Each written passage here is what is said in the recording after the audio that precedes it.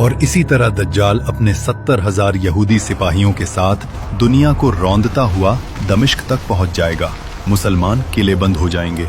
अचानक आसमान के बादल फटेंगे। दमिश्क की जामे मस्जिद के सफेद मीनार पर 2 फरिश्ते उतरेंगे।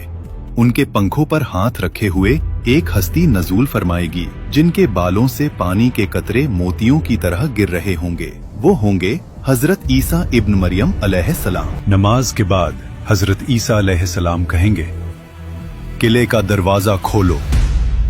बाहर दज्जाल अपने अजीम लश्कर के साथ खड़ा होगा। जैसे ही दज्जाल की नजर हजरत ईसा अलैहिस्सलाम पर पड़ेगी, उसका जिस्म नमक की तरह पिघलने लगेगा। नबी सल्लल्लाहु अलैहि वसल्लम ने फरमाया, दज्जाल ईसा इब्ने मरियम को देखकर ऐसे पिघलने लगेगा जैसे नमक पानी में घुल जाता है। वो भागेगा। दुनिया को डराने वाला और खुदाई का दावा करने वाला खुद मौत से भागेगा। दज्जाल को कहीं पनाह नहीं मिलेगी। पत्थर और दरख्त पुकारेंगे,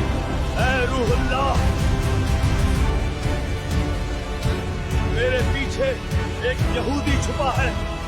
बिलाखिर लुद के मकाम पर हजरत ईसा अलैहिस्सलाम मुसलमान लश्कर के साथ उसे दबोच लेंगे। नबी सल्लल्लाहु अलैहि वसल्लम ने फरमाया, दज्जाल को लुद फिलिस्तीन के करीब पकड़ लिया जाएगा।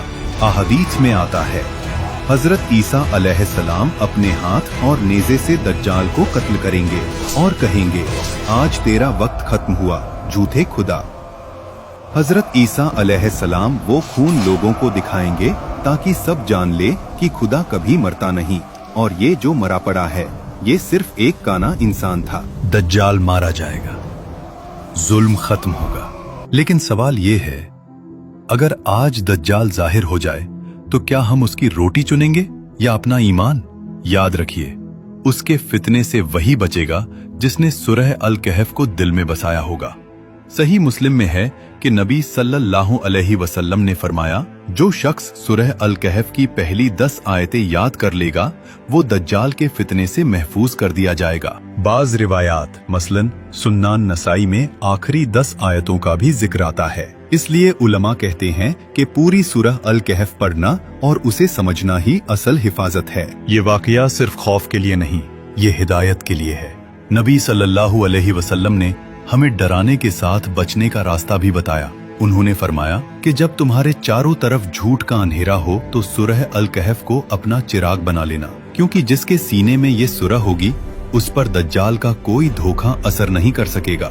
ये सिर्फ आयतें नहीं, ये मोमिन की ढाल हैं, क्योंकि आखिर में न ताकत काम आएगी न लश्कर, सिर्फ और सिर्फ ईमान। और जब दज्जाल का फितना खत्म हो जाएगा, लोग समझेंगे कि अब सुकून आ गया है, मगर नहीं। उसके बाद एक ऐसा फसाद उभरेगा जो हर जिंदा चीज को उजाड़ देगा। हजरत ईसा इब्न मरियम अलैहिस्सलाम पर अल्लाह वही फरमाएंगे, मैंने अपने ऐसे बंदे निकाल दिए हैं जिनसे लड़ने की ताकत किसी में नहीं, और फिर याजूज और माजूज निकल आएंगे। वो जमीन पर इस तरह फैल जाएंगे जैसे कभी कोई रुकावट थी ही नहीं। समुंदर पिएंगे तो ऐसा लगेगा जैसे वहां कभी पानी था ही नहीं। दुनिया एक बार फिर इंसानी बश से बाहर हो जाएगी। अगर आप याजूज माजूज के बारे में जानना चाहते हैं तो हमारी याजूज माजूज वाली वीडियो डिस्क्रिप्शन और रिकमेंडेशन में मौजूद है। अगर वीडियो पसंद आए तो लाइक और शेयर जरूर करें। हो सकता है आपकी वजह से कोई सूरह अल कहफ याद करना शुरू कर दे और शायद यही एक अमल कल आपके लिए निजात बन जाए।